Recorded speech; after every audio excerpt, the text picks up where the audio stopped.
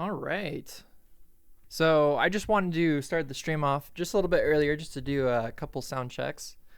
So bear with me just a moment. Just a little bit earlier just to do a couple sound checks. Okay. If everything sounds good on your end, let me know. If not, if it's too loud or too quiet, I can do some adjustments.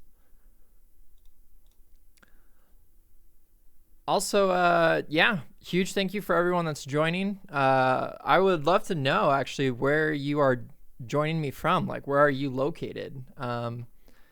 I sent out an announcement to the Facebook group, to my Udemy course, and a couple other platforms that I'm on. So I'd be really interested to know exactly where you're from, where you're joining me at.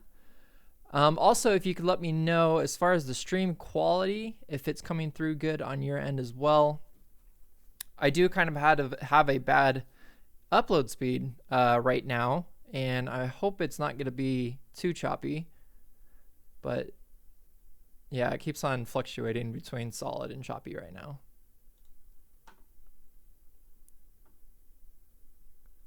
But yeah, just a couple things I got to get set up here, and we will be ready to go in about 5 minutes.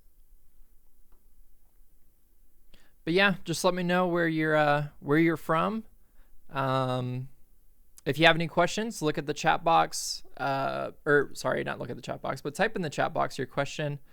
I hope to answer all of your questions regarding what we're talking about today at the end of this stream, and really help you out the best I can there.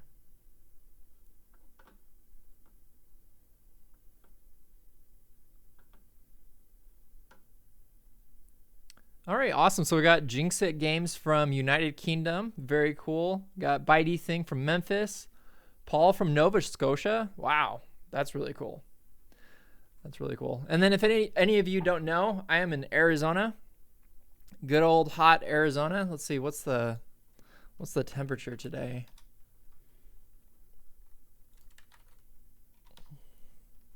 $105. Holy crap, no wonder it's so hot in the house. Yeah, so around the time of 3 p.m. to 6 p.m., so right about now, my air conditioning, we have to turn it off because the bill just goes through the roof. So we got to sweat it out here for 3 hours, me and my wife, located on a top floor of an apartment. And yeah, it's some good times. Awesome. We got from Turkey, from Scotland, Southern California, Wales, and the UK. Very cool. This is awesome. This is really cool to see where everyone's from. And again, I just want to thank you so much for joining me in this live stream. I know for those that are around the world, it's really early. Not early. Well, it's early morning where you're at. So it's probably, I don't know, probably for some around 3 a.m. So yeah, I just want to thank you so much for joining. If you need to go to bed, don't feel obligated to watch the stream or anything like that. This will be recorded, so you're okay to go to bed. You won't be missing anything. I'll make sure to have this available for you afterwards. So yeah, especially from Turkey, I think it's probably around 1. I can't remember exactly, but it's probably like 1 a.m. where you're located. Yeah. Wow, this is awesome. This is cool seeing all the comments and stuff. Very cool. Yeah, I'm super excited. If you haven't seen already, look in the description. I have 2 links where I basically want to get an idea as far as who would be interested in what I'm talking about, which will make sense more afterwards. So if you want to vote for this course and vote for the pricing, that's kind of like what I'm trying to figure out right now. I know for beginners and for hobbyists, it's difficult to afford things, but I'll talk more about that later. But there's a link to vote for the course, and then there's a link that's going to talk about the points that I will be talking about in the document. It's a document, it's a Google document. Feel free to leave comments, feedback, suggestions of things that you want to learn. I am totally open to more of your feedback. Unfortunately, I can't do like an email list because I have some joining from Udemy, and Udemy restricts me from sending people to my email list. So unfortunately, I can't get direct feedback as far as like if I need to reach out to you. So everything's going to be remaining anonymous for the votes and everything. But if you do want to get on my email list, I have groups and Facebook groups and websites and stuff that you can find me on. But yeah, I can't link to anything directly, or I will probably get in trouble and kicked off the Udemy platform. So I definitely want to avoid that. All right, so cool. So we're actually ready to go. It's 3 p.m. And yeah, so I just, again, want to thank all of you for your time, for spending it here on the stream. I hope to answer all of your questions. It's going to be kind of difficult. I should have got a moderator. I didn't know the chat would be this active, which is really awesome. Again, for those that are on the other side of the world, I'm sorry if this is kind of at an inconvenient time. I had a pretty long work day and I had to finish some stuff up. Made sure to wake up earlier this morning, but still wasn't able to get to an earlier start here. But okay, awesome. So one of the first things I want to do, I'm going to hop back over to my screen share real quick here. Let me pull up my document. Okay. All right, so I'm going to share my screen. There we go. Okay, so if you can see that, let me just make sure, have the stream catch up here real quick.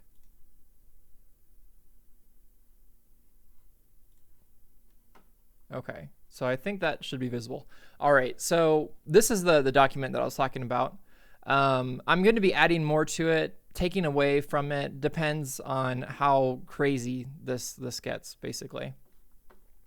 Real quick, bear with me just a moment. I need to check to see what's going on with my video here. Okay, there it goes.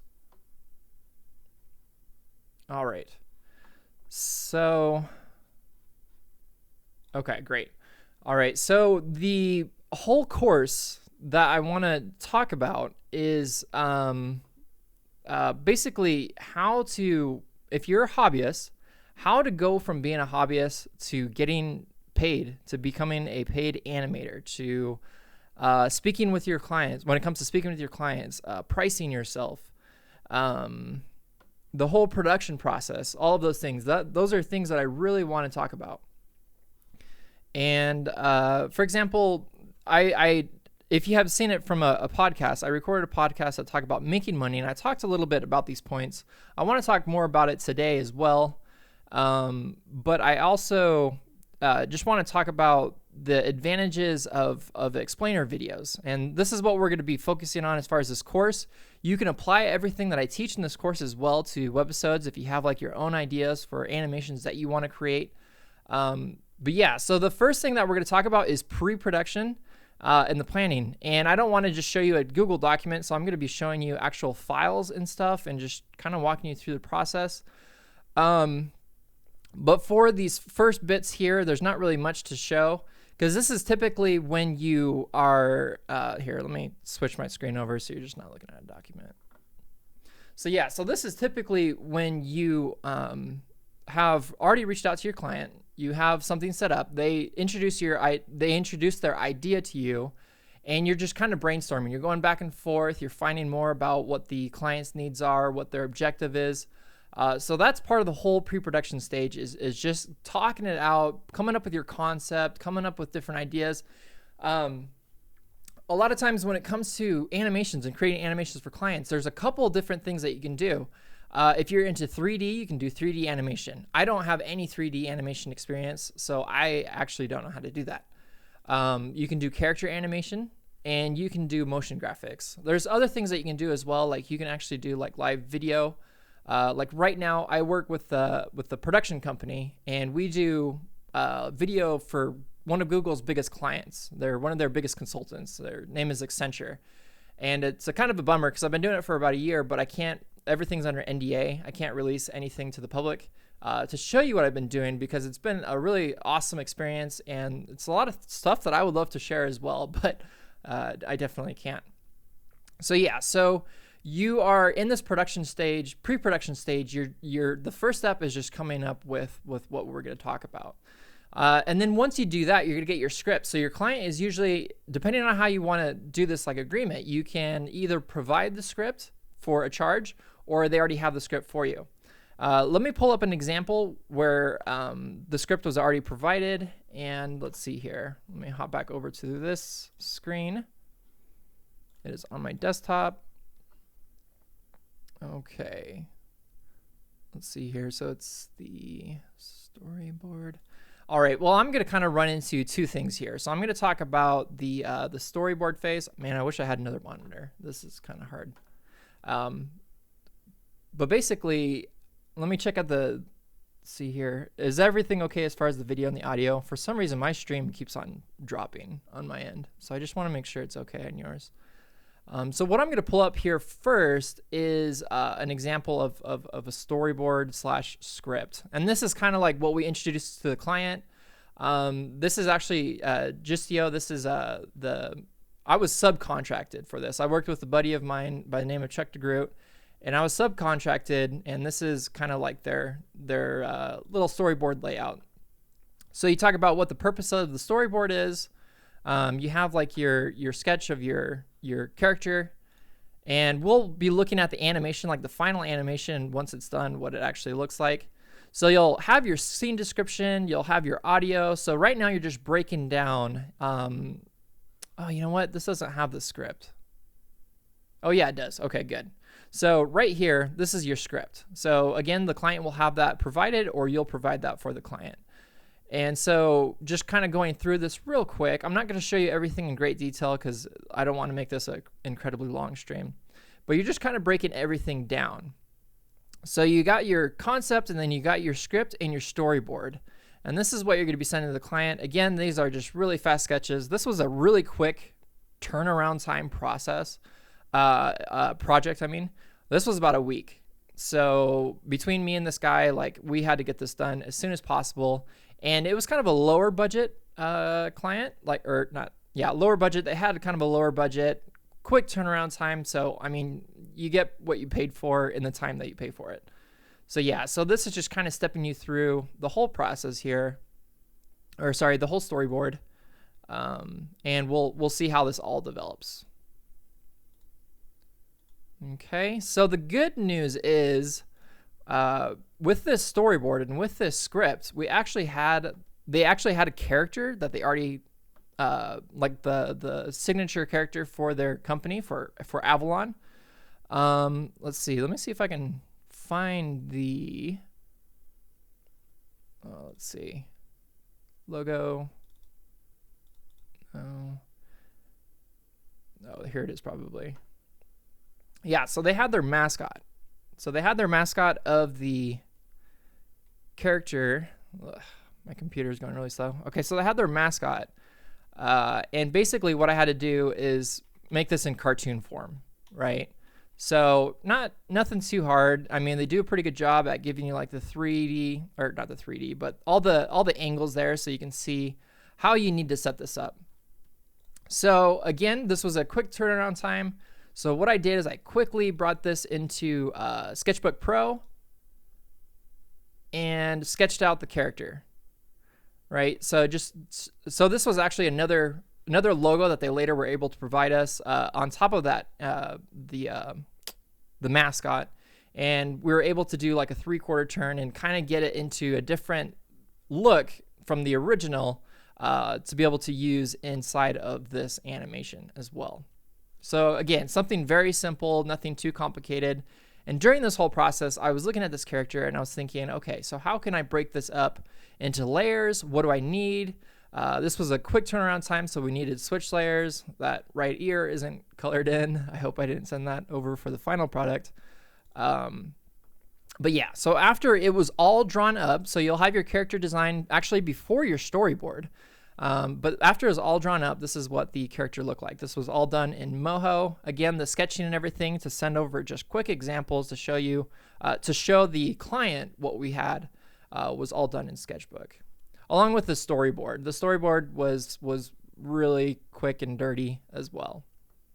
So let me hop back over to the document real quick. Let's see what the next part was. Your voiceover. So the voiceover, this was actually done professionally. I've done a couple of explainer videos myself where I've done the voiceover simply because the client part of the charge is just trying to, sorry, part of the cost is just trying to figure out whether or not you can afford a voiceover and put that in there, or whether the client's willing to pay for it, or whether they like your voice. And for example, with my dad's company, because my dad, I guess he was fine with me just doing his voice and maybe was going to hire a voiceover later on, which isn't a big deal.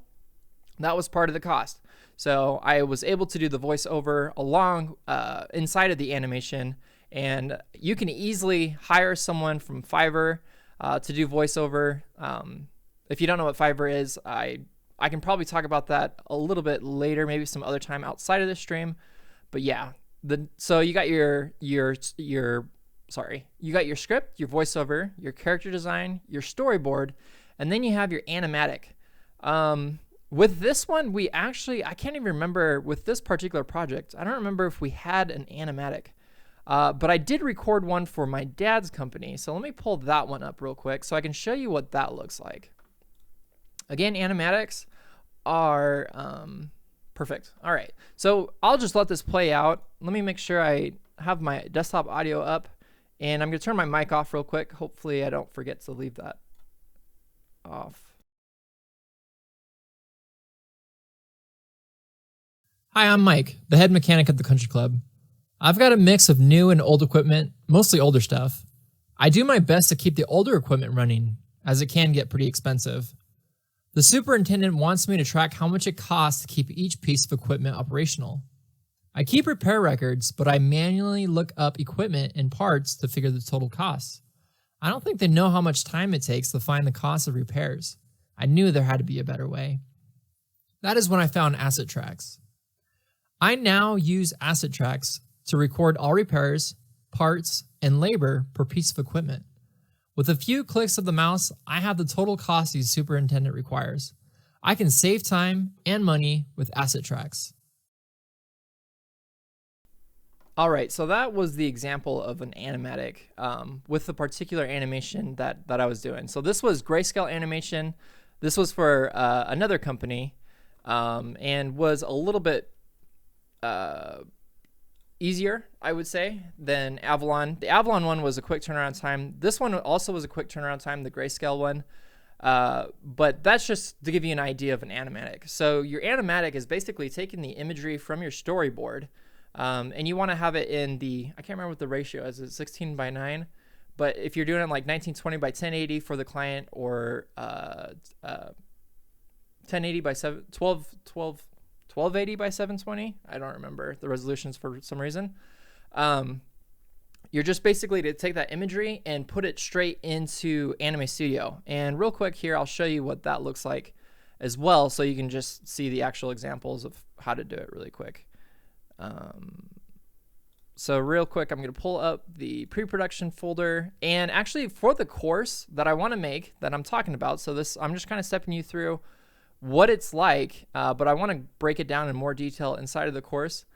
So the pre-production, this is how I want to have it organized. So when you download the files, you have all of it organized, and we can just step through it. So in the course, I can be like, okay, open this folder, and import these assets. So animatic, and let's pull up the animatic here. All right. How is everyone doing? Is everything making sense so far?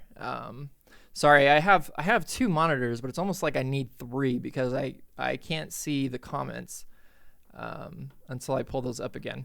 So right now I'm just waiting for Moho to open up right now.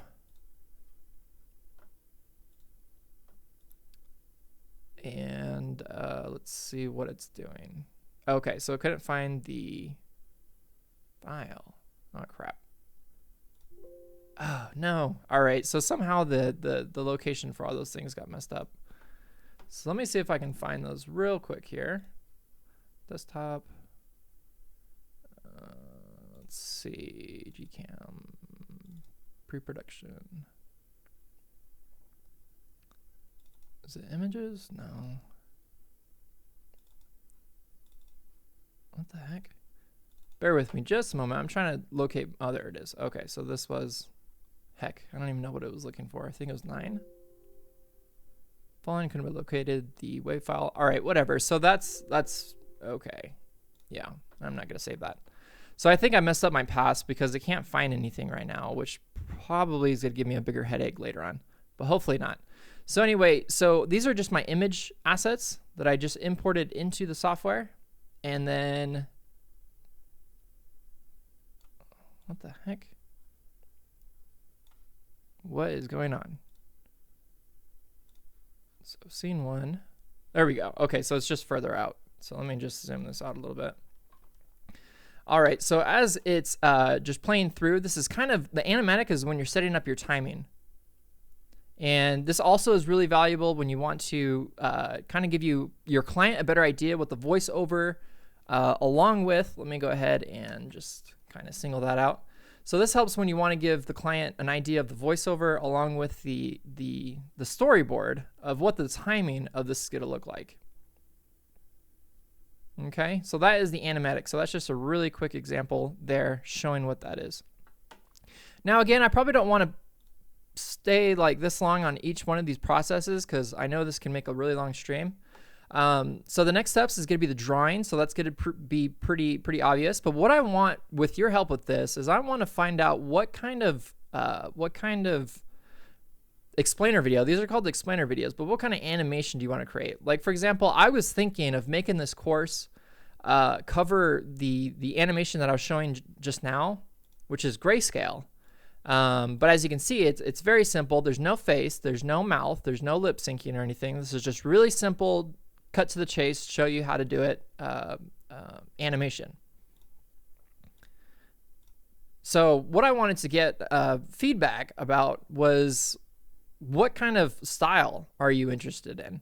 And I will probably have to do like a vote thing as well to maybe figure out, I don't know, how I'm going to set that up.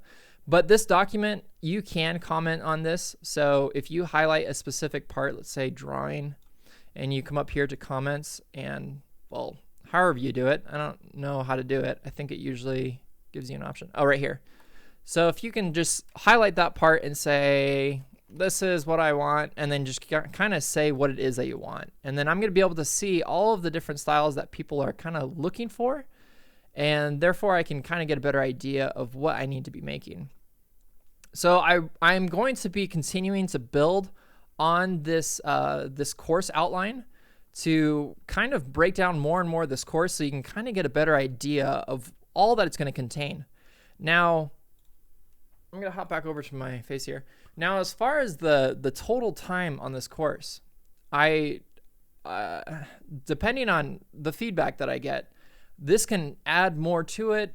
It could probably make it more simpler. I don't know, but kind of like where it's at right now, just with a grayscale animation, no face animation, no face animation, and just no lip syncing or anything like that, just going through the process and answering the questions that would come up between you and a client and talking about your payment. And I'll talk a little bit about that today as well.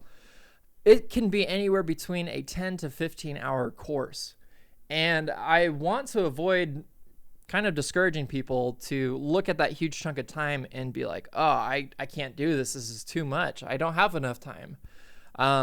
Because one of the things that I'm trying to talk about in my podcast, if you've seen those, is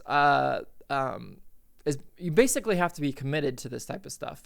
Whether you're doing it part-time, whether you're doing it full-time, because it takes time. It really takes time. But as far as this whole process that I'm showing you in what could be 10 to 15 hours will save you years of trying to figure out. This took me about a year to learn all of this stuff. I learned so much when I started doing working with this production company. I've learned so much in almost a year, and I've been able to expand on my skill set, and I want to continue to share those things with you. But yeah, I just want to give you a heads up ahead of time that this course can be anywhere between 10 to 15 hours. If you wanted to add complicated things like head turns and more advanced things, that just adds more and more time. And for me to be able to compensate for all that added time as well, it would increase the price of the course. So I don't really want to talk too much about pricing. I would rather leave that to the voting part where you can kind of just give me an idea of what you can afford, because I want this to be valuable to you. But at the same time, I need to kind of watch out for myself as well. So if I was to spend 15 to, if I was to make a course 15 to 20 hours, that to me is about 100 to 150 hours of recording, editing, putting everything together. And if I release this course and it's not well received, then there is a huge, I don't know, that was just a huge waste of time and money on my part. So I don't know. I'm still trying to figure out how to do everything, as far as I would like to not do a Kickstarter, but kind of get a way to get funding for the course.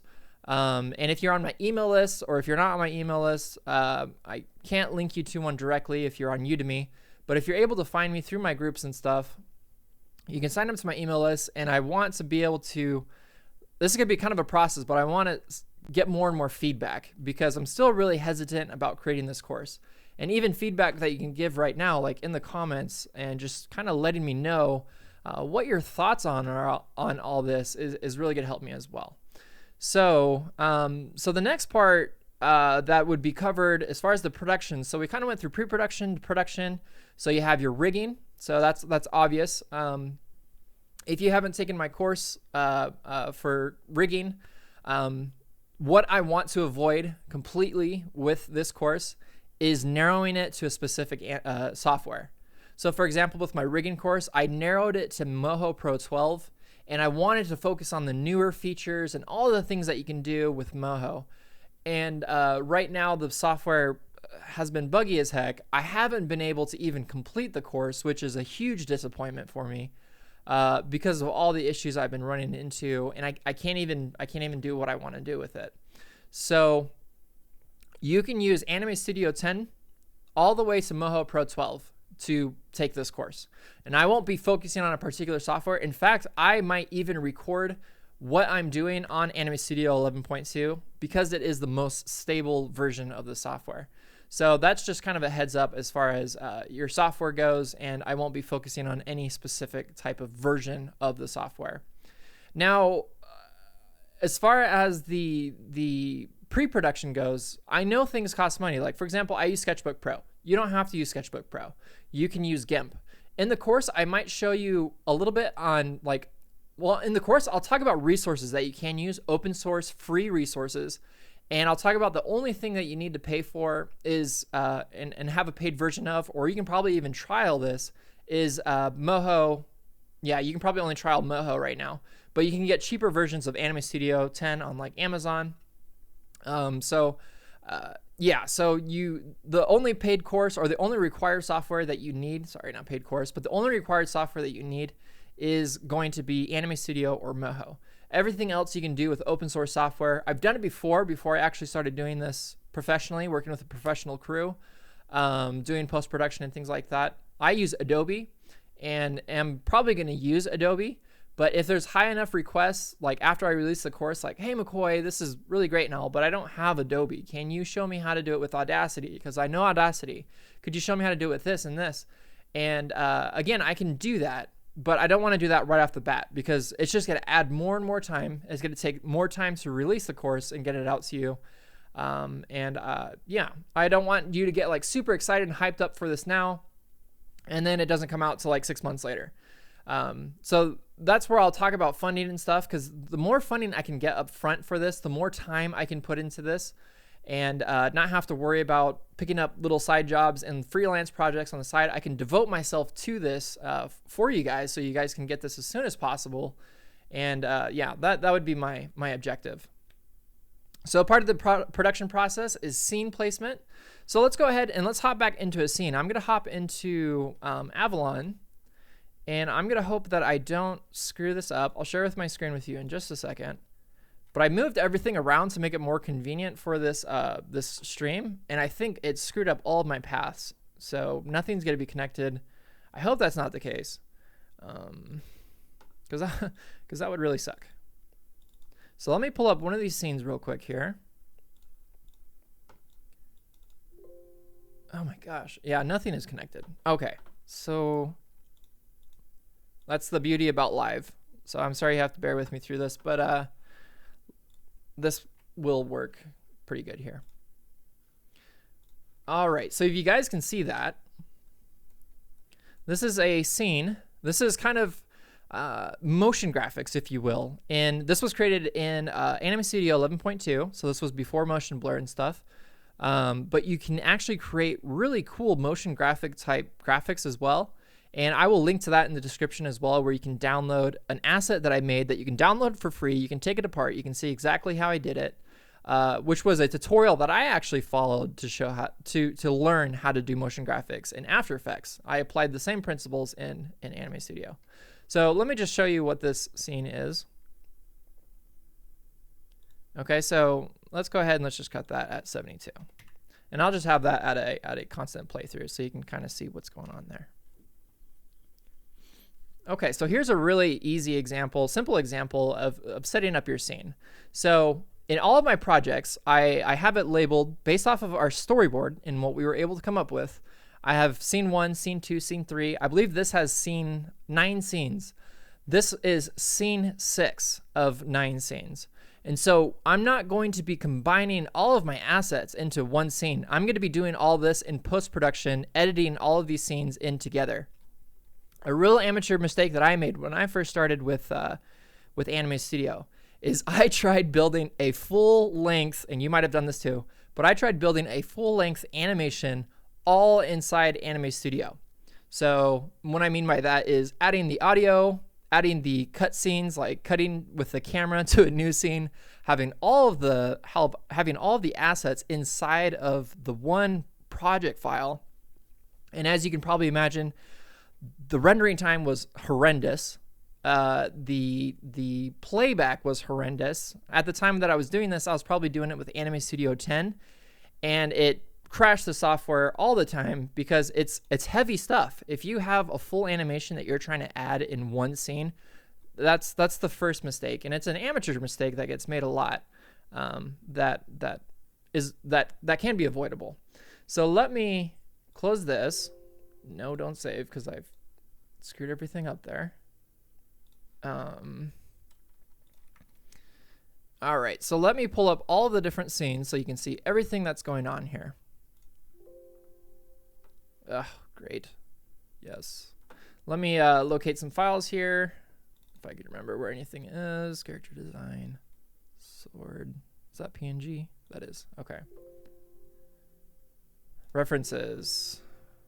No. Oh my gosh. Okay.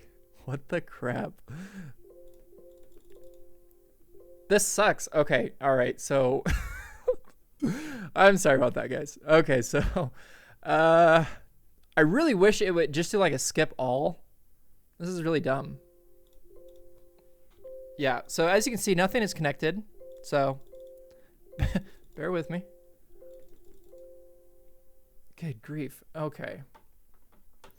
All right, so scene 1. Let me just organize this real quick. Scene 1, scene 2, scene 3, scene 4, scene 5, scene 6, 7, 8, 9. Okay, great. All right, so scene 1.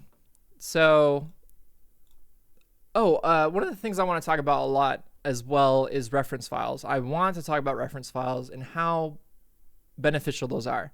I think if anyone can help me out in the chat, when did reference files come out? Was that Anime Studio 10 or 11? I want to say it was Anime Studio 11.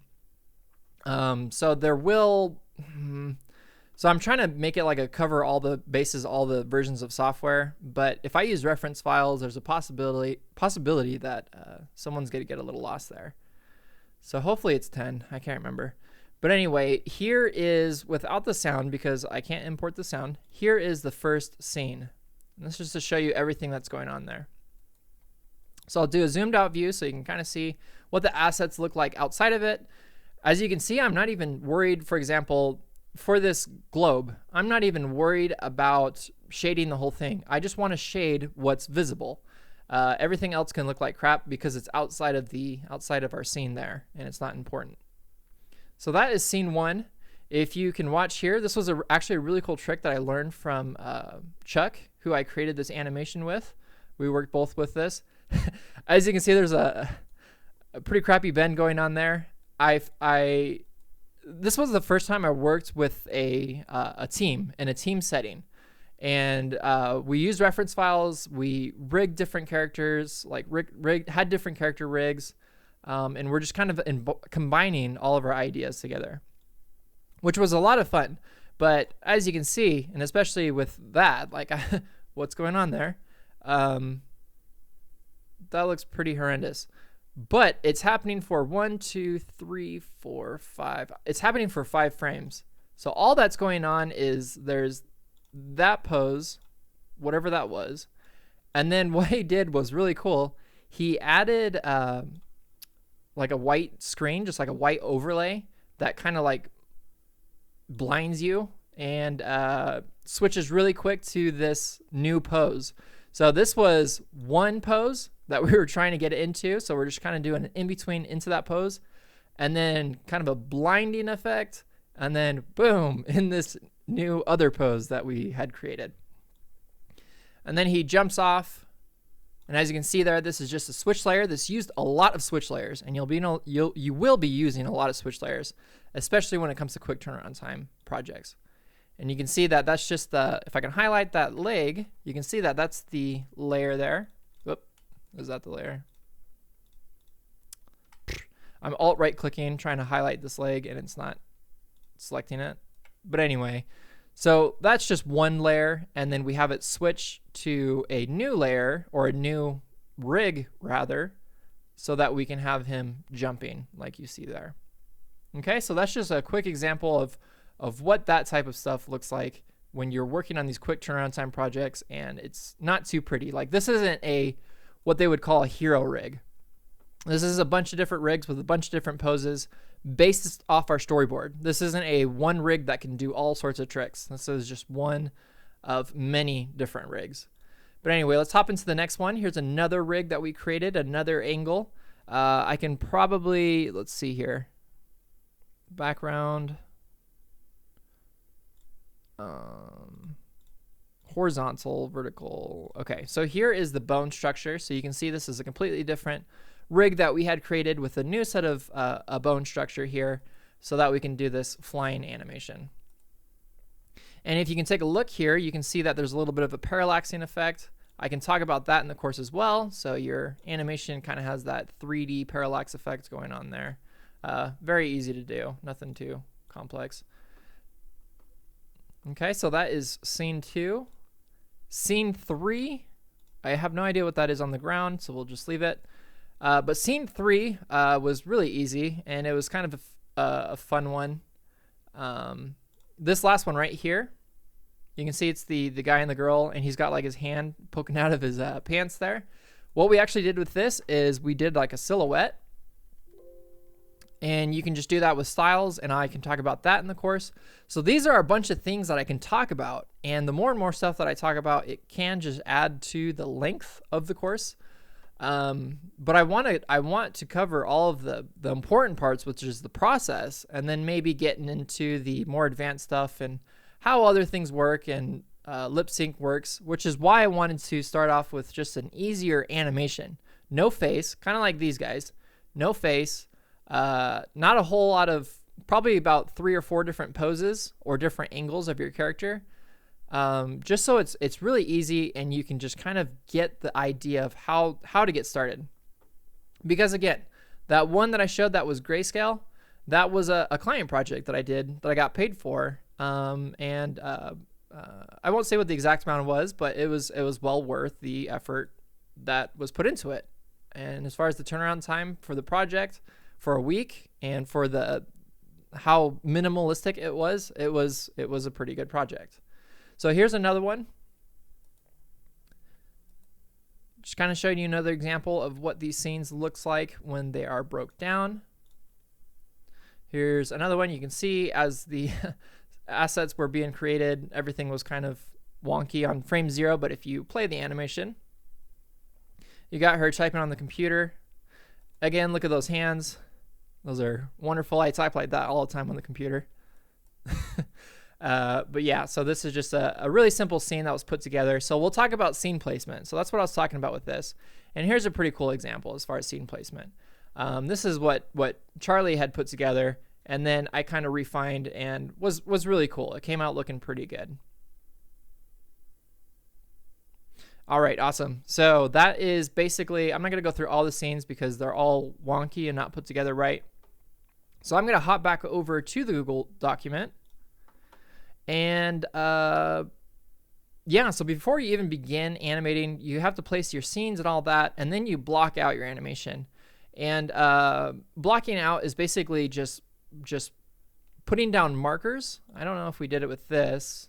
Can't remember what we did it with. So here we go. So you're putting down markers to basically indicate where your poses are going to be going.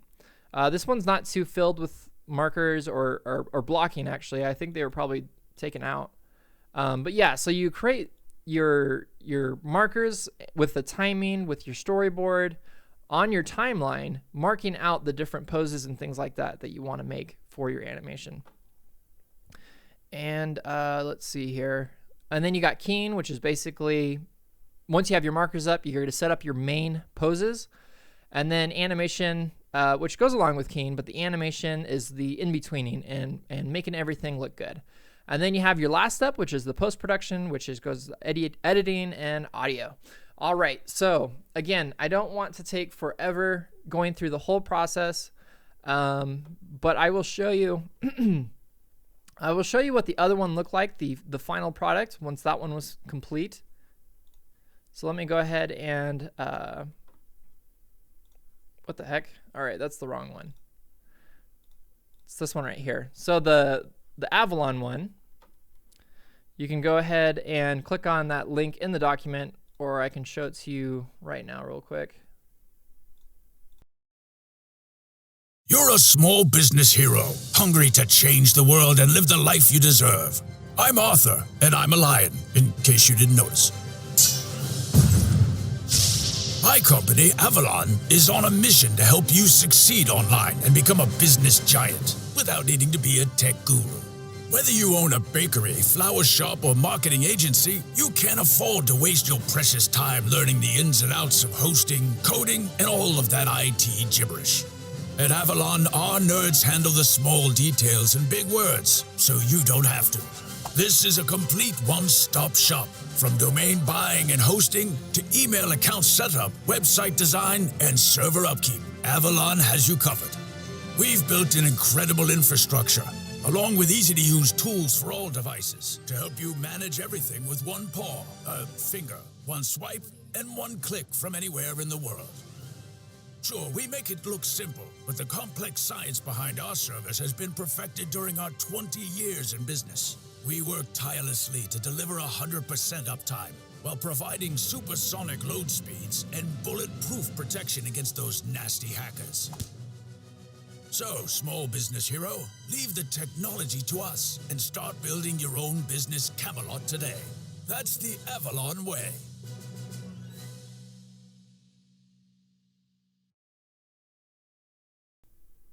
Yay, so cool. No, that was a lot of fun. That was a really fun project to work on. As you can see, there was a lot of cool sound effects and stuff. That was brought to you by Charlie. He has a lot more experience with this, and actually something I'm pretty excited about is I'm going to do my first guest speaker, on my podcast. Super excited about that, and it's going to be Charlie. Talked to him. He said he would love to do it, so we'll get that going pretty soon here, which will be a lot of fun. All right, so now let's go ahead and let's answer some questions. So I talked a little bit about the course. Please go down in the description and vote, letting me know if you're interested in the course. There's basically like, are you interested in this course? Yes or no? And then kind of like the pricing and like what you would pay for something like this. So again, be mindful of the pricing. Like you can pay, like for example, let's say I price it at $100. I can price this course at $100. If you are committed to it and you go through with this course and you release these, or you continue working on this and you start to build your business, making animations for other people, you're making thousands and thousands of dollars off of a $100 course. All I'm trying to do is basically take the time frame of 2 to 3 years, or so I have about 2 years experience, if I'm being honest with you, as far as doing this stuff. And 1 year experience doing it professionally.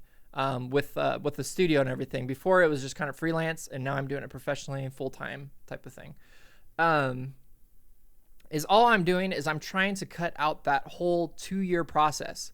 I'm trying to fit it into 10 to 15 hours of a course that can hopefully cover all of the things that you're struggling with. The value of having a course or being enrolled in my courses is you can still ask me questions as a student. And if I see enough of those questions, sorry, I need to get a drink. But if I see enough of those questions, I will make a new video to address those, or possibly re-record a lecture or whatever it may be. So it's not like it's out there, and if the course isn't working for what you want, you're just kind of lost again and you wasted all your money. That's not what I want to do. So if it was like $100 that I priced the course, I know that sounds like a lot. And again, I'm still working with the pricing. I really need to figure it out because 10 to 15 hours of course material is I mean, I have to give it a decent price. One, so that if I have it at a lower price, it doesn't seem like it's a crap course and it's not worth your time, 10 to 15 hours worth. But I don't want to do it too high because, again, I have to keep in mind that many of you that are interested in this course want to learn just the process, or some of you are wanting to get into this business and you're all hobbyists. You have money, but you don't have a lot of money. I totally understand that. I was in your boat. Sometimes I am in your boat because when it comes to freelance stuff, it's kind of tricky, and you kind of got to constantly look out for work. And again, that's stuff that we could talk about in the course, or if I see it in the questions today, I'll answer that as well. So again, I hope everything else is going good for you right now. Give me some of your feedback. Are you enjoying everything that I'm covering right now? Is it boring? I've seen the numbers kind of drop on and off as far as people watching. So people might be going to sleep or bored. So hopefully you find this valuable in some way. So let me switch over to the questions here. Whoa. All right. Let's fix our camera. Let's see if I can get this working. Bear with me. I need to get the URL for this little chat pop out so I can post the questions here, so it's not just my face, but you can see the questions as they're popping up. Browser source. Okay, so there it goes. Okay.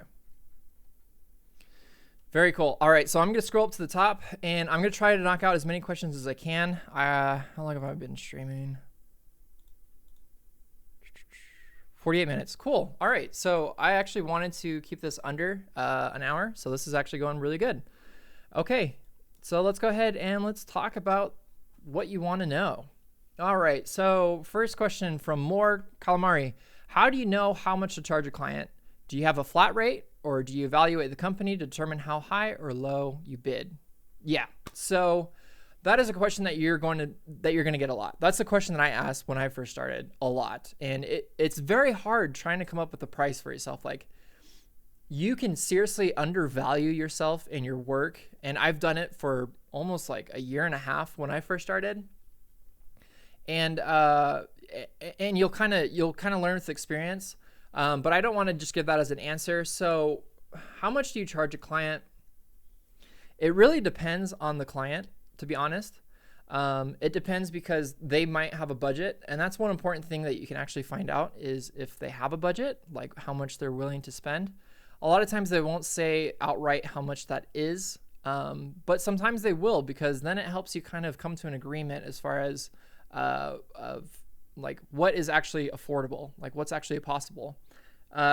One reason why they wouldn't probably tell you what their budget is probably because they can get cheaper work from you. So you have to be careful with that.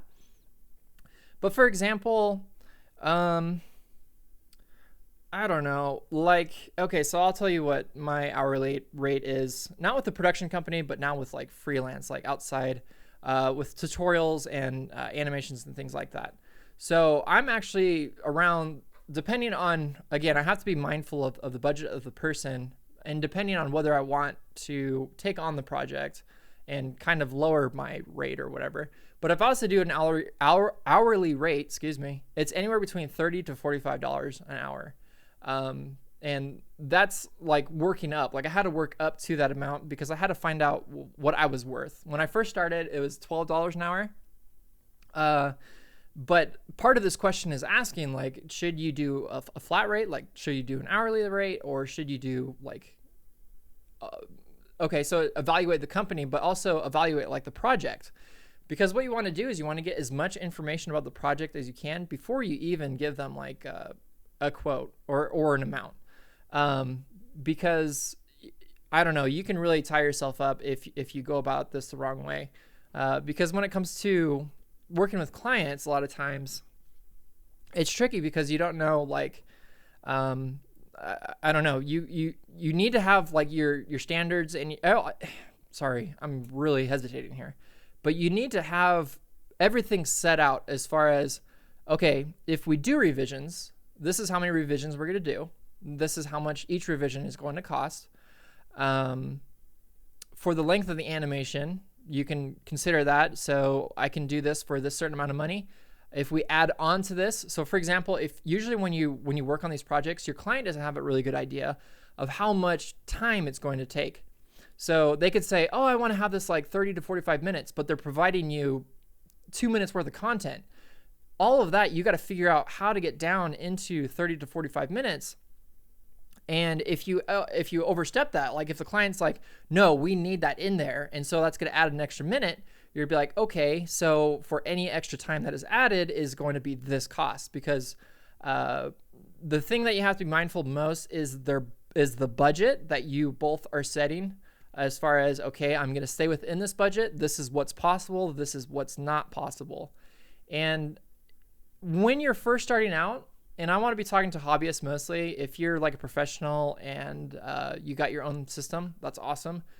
But as a hobbyist, when you are first starting out, I've talked about this in my podcast, but you just want to be transparent with the client. Like if your main market that you're marketing is small businesses, which is ideal mostly, small businesses, friends, family, mutual friends, whatever it is, anything you can do just to get started.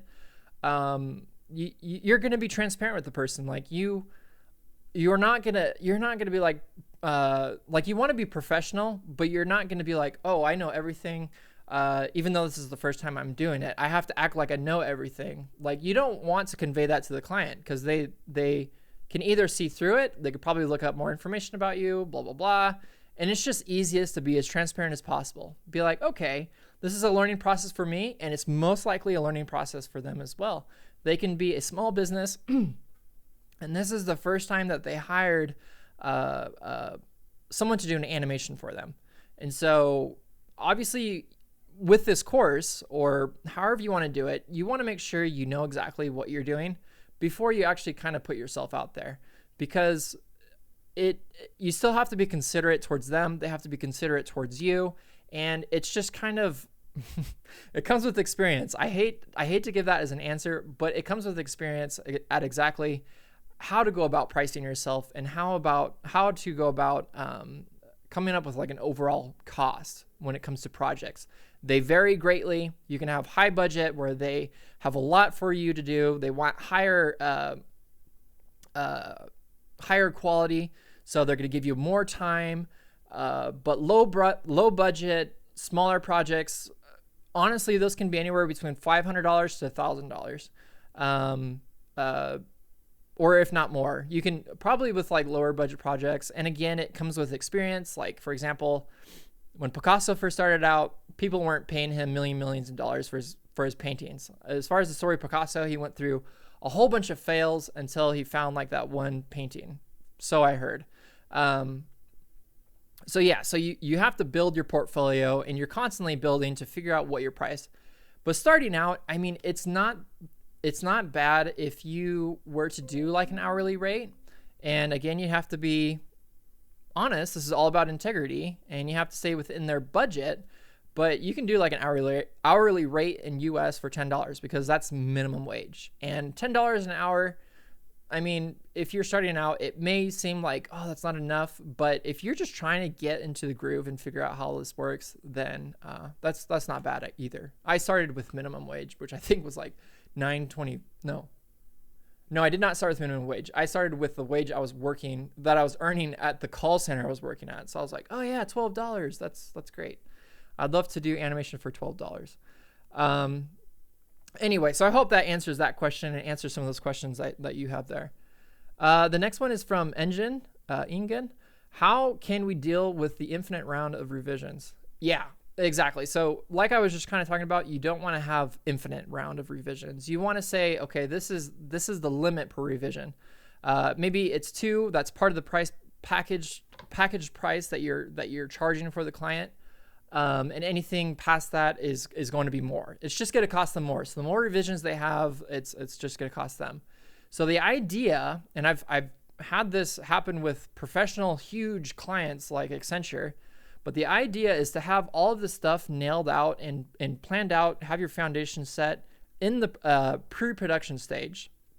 So your client knows, okay, because of the animatic, this is how long, or with the animatic, the client can see how long this is going to take. Or even they can see how long it could take once the VO is recorded. Or you can even record what's called scratch track, which is just kind of recording it yourself and just given a time limit. Like this is the run time, the total time for this animation. I just lost my thought. But anyway, so when it comes to infinite round of revisions, you want to avoid that. And you're going to avoid that in the planning stages. So if you're upfront with the client, this is how long it's going to take. Because before you even start on the project, you're both just estimating. You really don't know. But once you start your storyboard, once you start animatic, before you even start animating, you should have nailed down how long the animation itself is going to be. So in that case, if they need any more revisions when it comes to that or adding to that, that's already fixed. If it comes to character design and maybe they're saying, hey, we need to add this to it, you can charge them for that. Because if you went through the character design, they approved it, and then they later come back and say, oh, hey, we actually want to add this to it, those are all additional charges. I usually do all additional charges when it comes to those things. So avoid infinite round of revisions because that's just going to be a headache. And you got to remember, you're still getting paid for this and stuff, but you want to be considerate towards yourself and to the client as well, as far as like what's actually possible in the price range. So if you are starting to come to over budget, let them know, be like, hey, we're actually coming to the budget part where scope creep is what they call it. So when you are starting to go out of budget, what is the word I'm looking for? But when you're just basically not in your budget anymore, and over budget, good grief, that's what I was looking for. So when you're starting to get to that point of going over budget, that's when you guys need to communicate and just talk about what's going on there. Okay. What's trending with creating animation for stock footage sites? Or what's trend with creating? What's trend? I don't know what that question is asking, but I think I kind of know. So if you were to create an animation for a stock footage site, I don't know anything about that, to be honest. I don't have any experience with that. I know you can do it with Shutterstock. I know you can do it with, if you're familiar with Envato, you can do it with Envato. You can sell animations like templates that people can use. Like say, for example, if it's like a word bubble pop-up or something, and you can sell those as like different assets that you can sell. I can probably talk about that at another time, because I kind of do that myself. But yeah, in order to stay on track with what we're talking about, I'll have to address that maybe in like a podcast or something. But great question. First of all, how are you today? I'm great, thank you. I hope you're good too, and I hope this is worth your time. Why do I prefer Moho? I prefer Moho because it's actually the only software I've been using. I would say using to a point to where I've been paid for it. I went to college, obviously, but I went to college taking courses for Flash, and I did not like it. But part of that college course was a lot more of going into like the scripting, so that wasn't fun at all. But if I was to try and do traditional animation frame by frame, I don't think I would have the patience. Therefore, Toon Boom is out of the equation. I don't think I would be able to actually frame by frame draw out my animation. I'm impatient even when it comes to like drawing. So when I have like a huge drawing, I want to finish it all in one session. So the most I could probably spend on any of my drawings is like 3 hours. But I don't know, because if I come back to it, I might be in a different mood and I might not be in that same like creative mode I was in. But at the same time, when it comes to creating animations and multiple frames, traditional, I stay away from. That's why I prefer Moho. Please start your broadcast earlier than 1 a.m. Yeah, I figured someone would be talking about that. Which markets would you recommend for new animators? So just like I said, new animators, the best thing for you is going to be family, friends, just reaching out to the people closest to you. That's what they would call low-hanging fruit. Talk to people, whether it's people in your local area. Again, you need to learn there's research behind creating animations for clients, whether it's for like music videos, whether it's for businesses, anything. You have to do a pretty good amount of research on them as well before talking with them. So, I mean, you can kind of talk them up and stuff and really talk about the benefit of having this animation or I don't know, just the benefits of it basically. But as far as the market, I've always aimed for small businesses type markets. And fortunately for me, I've worked with a small business, they liked it, and then they'd recommend me to their friend or someone. And from there I would just keep on going. So what are the core skills new animators should focus on to be attractive to clients? Just like what we talked about and what I will talk about in this course if it ever gets done. Not if it ever gets done, but if it's ever a big enough request. Like I still have to hold off on creating this beast before I actually know that people want it. But yeah, so that's pretty much what I'd recommend there. Oh, looks like that's weird. So you can't see the questions. You can see the ones that are popping up right now. But I'm reading the ones that are right up above it. So if you're watching this at a later time, I apologize. Anyway, so just going more through these questions here. Thank you everyone again for joining from all over the world. This is so cool to see. So freaking cool. I have a question about script writing, about writing script for Bones and match it with lip syncing. I don't know anything about scripting. I'm not a programmer. I don't know how to do scripts or attach scripts or anything like that. I actually have never used a script with Moho or Anime Studio.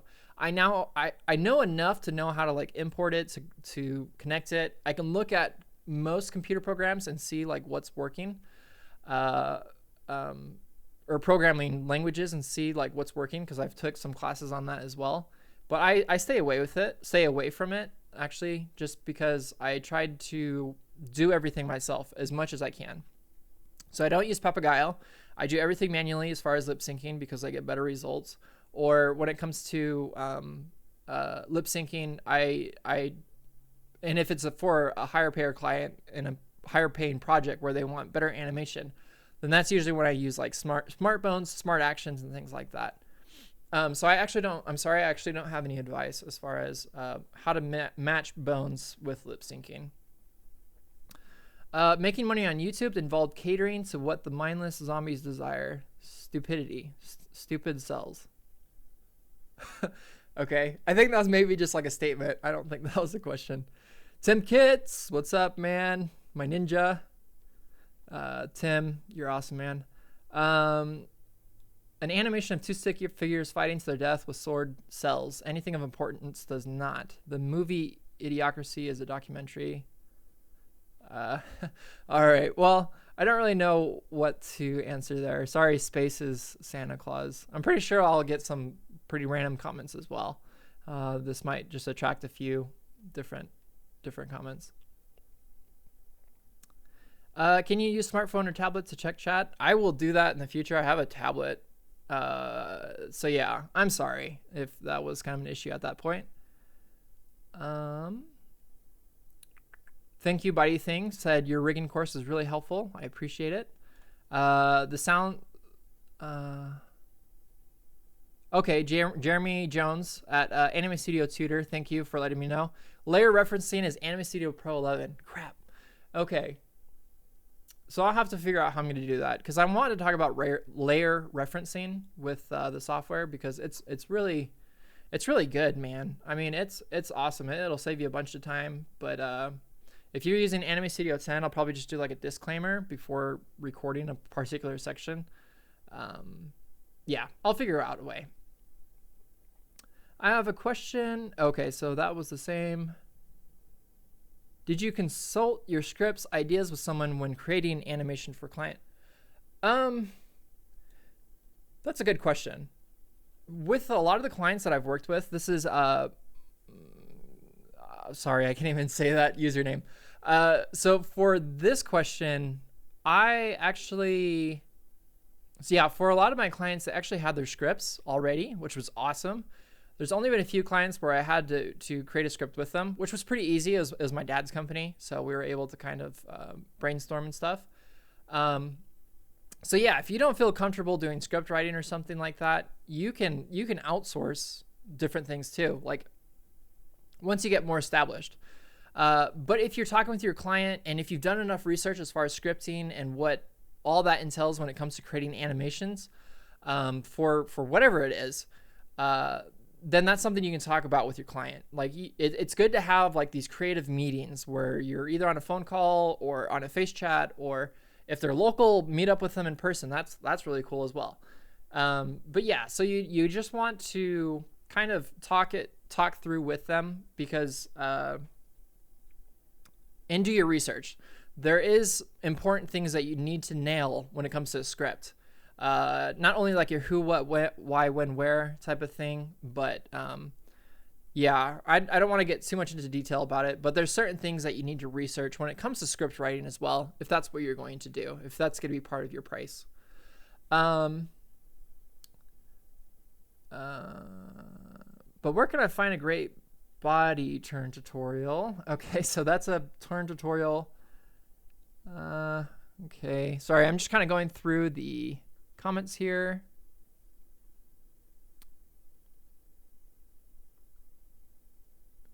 Cripple one's business. Okay, do you put into the same contract the pre-production, production, post-production? I mean, do you do it at the same rate per hour? Again, it depends on the budget. It all depends on the budget of the client. And if you're in a tight spot and maybe you're wanting to earn extra dollars and you look at their budget and how much it costs and everything, then yeah, you're going to determine how much it's going to be for the project and whether or not you want to work with this client, because it could be really low budget and something that you probably want to pass off to someone else and look for higher budget clients. So no, I don't do the same hourly rate. Like if I was to like put like my bid out there, or just say like on Upwork, just say this is how much I'm worth, you can hire me for this amount, this is my work, then yeah, I would always stay at the same hourly rate. So it's fair to the client. I wouldn't then have someone sign up with me and be like, no, actually it's this amount. So yeah, the biggest focus that you should try to do is focusing more on the overall project and the budget. And then you can just pick or choose. You can pick or choose whether or not it's something you want to do. But it's okay. It's okay to take lower budget starting out, because you just got to learn how to do it. If you are too fearful to take on bigger, high budget projects because you feel inadequate maybe, and you can look at my podcast about overcoming your fears and how I've dealt with this, or you can look at a low budget project and you can be like, oh man, that's way too little. That's not even worth it. I've done that, and looking back at it, some of those projects that I passed up, I would have been totally fine with taking. I wouldn't say now, but at the time, it would have been totally fine. It's not that big of a risk. So it just depends on how much you're willing to price yourself out for. How much do you think you're worth? That's what it comes down to, and then how much is the budget? Okay, so how do you calculate how many hours of work your animation will take? That's a really good question. That comes with experience. I've highly overestimated. I don't know. There's been times where I will say underestimate. So I've underestimated. So there's times where I'll say, yeah, this will only take me about, I don't know, like 2 weeks. And whether it's revisions, whether it's oh crap, I'm running into some more problems and things like that. Again, I have to be transparent with the client, be like, okay, this is some things that are happening. I ran into this issue. This won't work. Again, those all come with experience, and trying to figure out how long everything's going to take is sometimes still a struggle for me. Sometimes it's like, okay, I can estimate that this will take me anywhere between 2 to 3 weeks. And you want to so the production company that I work with, they say like, what is the saying? It's like overpromise. I don't know. It's like you want to meet all your promises, but you want to give yourself enough time to meet those promises. And for some reason, the little statement or the saying is not popping up in my head now because I don't know. So Sidekick asked, could you make a start to finish, making an animated short? I would pay for it. So that's basically what this is. This is how to make a start to finish animation. So yeah, that's awesome. Under promise, over deliver. Thank you, Matt. Jeez, I can't even. No, well, under promise, over promise. I think ours is over promise, over deliver. I don't know. I'm brain dead, guys. I'm sorry. I had a long work day and I thought I'd have enough energy to go through this whole stream. And we're coming up on an hour and 11 minutes. So I'll just see if there's anything else in there that I can answer. In your Udemy rigging course, the downloads didn't have every lecture. Is there a download link for the missing lectures? Biologic Discovery, send me a PM on Udemy if I need to look into that. I'm sorry if there's missing links, so I can get that figured out. But yeah, what do you guys think about this stream? Was this helpful? Are you excited to take a course like this? Let me know in the comments if you're still with me. It's pretty cool. We've seen a pretty growing amount and people coming and going. But yeah, let me know what you think about this. Is this something that you'd be interested in? I would love to know. And let me switch back over to this main screen here. So yeah, again, just what would be beneficial for me. If you can vote, click on that link down in the description and vote on whether you want this course, and how much do you think how much would you pay? And that reflects on the value of what it is to you. Okay, so would you pay? I think I had it set from like 35 to 65 and then 65 plus. So if you find an extreme amount of value in this, like you think this would be really valuable, be honest with me. And for me, for example, I've paid for courses that I found that are really valuable. I paid like $197 for them. I'll pay really large amounts because I know the value that I can get out of them. I've done it for marketing courses because I know there's a huge return. Like up front, like, yeah, it might seem like a lot or whatever, but once I do it and once I go through it and I'm able to apply it, $197, that's nothing. That was well worth it. And I've done that a lot with a lot of courses, and I've learned a lot as well. And people always say, it's free, it's on the internet, blah, blah, blah. Yeah, but one, you got someone with like this experience that's putting it into, like for example, like me and all my courses, I take what I experienced, like what it was for me for beginner, the questions that I had, and I just try to make it as an easiest as possible process for you, so that you don't have to learn this, you don't have to know this, you basically know exactly what to do. For example, like I've done like character design courses, so you don't have to go through the whole process of how to use the point tool. Like I show you how to use it and then we use it, right? So it's all about application, doing it in real time and showing you how to do it. And that's what I'm going to do with this course as well. If you're familiar with my other courses, this is going to be raw. It's going to be raw. You're going to see everything. Okay. So it's going to be, I think it's going to be really valuable to not edit things out, because a lot of things, and I was actually talking with someone today. He's actually on the stream here. Hey, Tim Solly. He was actually telling me about that he runs into more issues where courses like, oh, I have the solution for this, but they don't show when they have the problem. I did do that with my second course, my rigging course. I showed when I did have the problem and how to overcome that, but people took that negatively and they're like, oh, this isn't professional. Like, you shouldn't be showing your mistakes. But I left them in there purposely so that you can see the mistakes and how to correct them. So my other courses following that were kind of like more robotic. It was like skip, like cutting out all of the editing parts of like where I was possibly screwing up or when I was saying and ah, and it wasn't natural. I still put 110% into it. The very last course that I did, the rigging course, that hasn't been finished, that's been extremely frustrating. I've got a ton of refunds on. It's been really frustrating, but I did the best I could to make it as professional as possible with what I can, and with what the time I can, because with that course as well, like I was doing all of this, it probably took about 3 months to put the course together, and I haven't even made a profit off it, basically because of all the time that was put into it and all the refunds that I'm getting now on it because it's not complete. And I've told people, I've let people know ahead of time, like, hey, this course isn't complete because there's bugs. I've focused this course on the version Moho 12, which was a stupid idea, really dumb.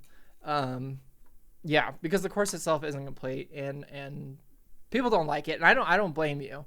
I'm pretty ticked off as well. And if you know me and you've been in my courses and stuff and you're in my groups, then that's why you know I've been kind of disconnected from the whole thing, because I've been having to deal with a lot of complaints and I don't know. It's just been a crappy year so far. So I wanted to get like excited again, and I want to start doing these courses and these animations and helping people, because that's what I enjoyed. When I got to the point of losing money, like that's when it was like not enjoyable, like at all. So yeah, I just wanted to be transparent with you about that, because that's been pretty difficult for me, to be quite honest. But yeah, so I'm really excited about this course. I honestly want to see if there's enough requests before I even tackle this beast. I would like to get some funding up front, do kind of like a Kickstarter without Kickstarter, because Kickstarter is a mess. I have many friends and people that have used Kickstarter and they don't recommend it. So I'm going to kind of do my own thing. I have my own website and I'm going to do my own thing where I can control it. I'll have to, same thing. If I don't complete the course, like I'll refund you if you paid for the course ahead of time, but I'll make it worth your while. And the people that enroll and pay for the course earlier before it's even released, those are going to be known as my founding students. And you're really going to be helping me put this course together. And I'm going to be talking a lot with one-on-one with a lot of you to make sure I make this as easy as possible and cover as much of the steps as I can, answer those burning questions and all that. So, yeah. So again, I really appreciate everyone for joining me for this stream. Please vote. Please check out the document, add suggestions, feedback, whatever it may be. I'll be looking at all of them. I think I can even answer your suggestions and stuff like in the actual document. So that's pretty cool. But yeah, if you're on the Facebook group, continue sharing, continue helping out people. That's ideal. And have faith with everything as far as like, when it comes to the software, like back in October, I lost faith. I was like, oh crap, everything I worked for 2 years, it's going to be gone. And it's been rough, and there's been a lot of like things, negative feedback and things like that, but stay positive, reach for your goals. That's what's important. Keep pursuing, keep being persistent. My dad always has a saying, persistent or purpose with persistence with purpose leads to success. And I try to live by that. So again, I just want to thank all of you. Sorry, I'm kind of going on there. I want to thank all of you for joining me for the stream. If you're watching this at a later time, thank you so much for watching. If you are watching later, be sure to like this video as well. if you are new to my channel and you want to check out podcasts and the tutorials and all the other things that I have made, subscribe to my channel. I would love the support. If you aren't familiar with the email list and what I do on those, I do promotions on my courses. I can't link to any of them now because Udemy's probably watching me right now. But yeah, so any support, any feedback you have for me, any positive, negative, whatever it be, comments that you have for me, you can email me. My info's on my website.